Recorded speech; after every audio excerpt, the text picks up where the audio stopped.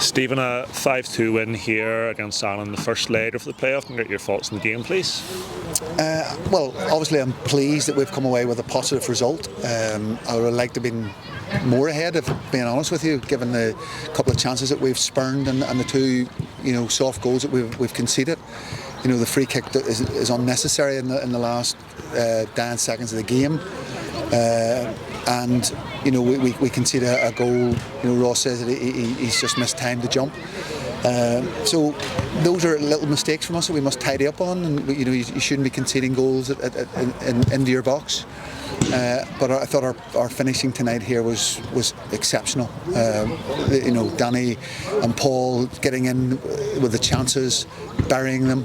Danny had another great chance when he gets one-on-one, and unfortunately, doesn't take that chance. So you have to be very pleased if you come away from home and you're going back up the road with 3 in your pocket. But still a lot to do. It's only half time, and in football anything can happen. We've got to stay very focused on what we're doing. I've spoken to the boys around what they need to prepare over the next couple of days, because, as I say, this game is only at half time, and you take absolutely nothing for granted in football. We'll be very pleased with our night's work, but it could have been a little bit better. It feels good, but it could have been a whole lot better. Two of your forwards leading the ways with the goals.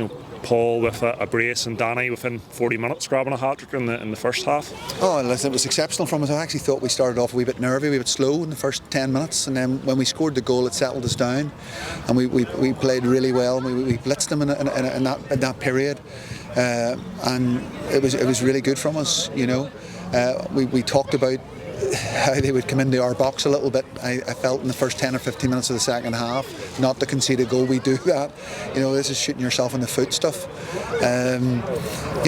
But we replied quickly, and as I say, we had a couple of great chances. Danny gets through, Nettis would really score from 6 yards, and the tie's over at that stage then. But it's still not, you're not out of the woods until you get yourself over the line, and we've got to sit down now, prepare well, work hard around our mental attitude and our tactics around what we want to do on Friday night, and make sure we get the job done. Yeah, as you mentioned, only half time in the tie overall. I'm sure you'll be urging a big Carrick support to come out to Taylor's Avenue on Friday night to help the boys get the job done.